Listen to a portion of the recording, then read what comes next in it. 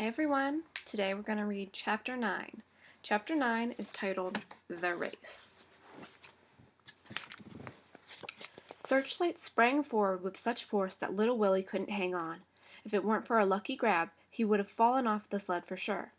In what seemed only seconds, little Willie and Searchlight had traveled down Main Street, turned onto North Road, and were gone. Far, far ahead of the others, they were winning, at least for the moment. Stone Fox started off dead last. He went so slowly down Main Street that everyone was sure something must be wrong. Swish! Little Willie's sled flew by the schoolhouse on the outskirts of town, and then by the old deserted barn. Swish, swish, swish! Other racers followed in hot pursuit. "Go, Searchlight, go!" little Willie sang out. The cold wind pressed against his face, causing his good eye to shut almost completely. The snow was well packed. It was going to be a fast race today. The fastest they had ever run. The road was full of dangerous twists and turns, but little Willie did not have to slow down as the other racers did. With only one dog and a small sled, he was able to take the sharp turns at full speed without risk of sliding off the road or losing control. Therefore, with each turn, little Willie pulled farther and farther ahead. Swish! The sled rounded a corner, sending snow flying. Little Willie was smiling. This was fun!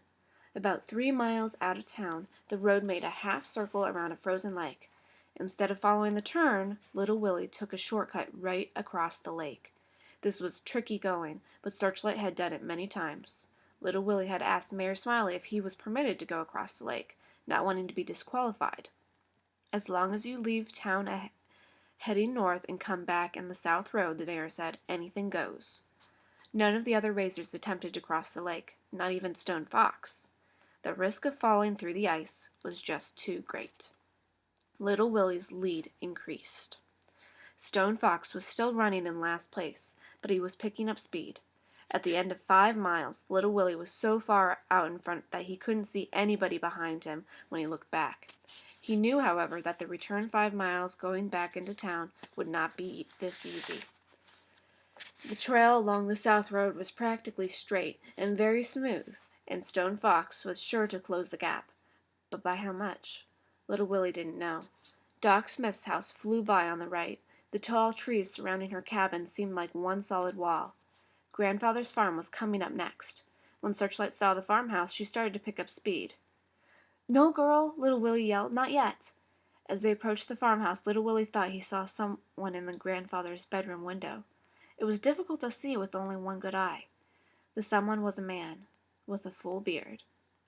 It couldn't be. But it was. It was Grandfather. Grandfather was sitting up in bed. He was looking out the window. Little Willie was so excited, he couldn't think straight. He started to stop the sled, but Grandfather indicated no, waving him on. "Of course," little Willie said to himself, "I must finish the race. I haven't won yet." "Go, Searchlight!" little Willie shrieked. "Go, girl!" Grandfather was better. Tears of joy rolled down little Willie's smiling face. Everything was going to be all right. And then Stone Fox made his move. And, one by one, he began to pass the other racers. He went from last place to 8th, then from 8th to 7th, then 7th to 6th, and 6th to 5th. He passed the others as if they were standing still. He went from 5th place to 4th, then to 3rd, and then to 2nd, until only little Willie remained. But little Willie still had a good lead. In fact, it was not until the last 2 miles of the race that Stone Fox got his first glimpse of little Willie, since the race had begun. Let's take a look at the picture.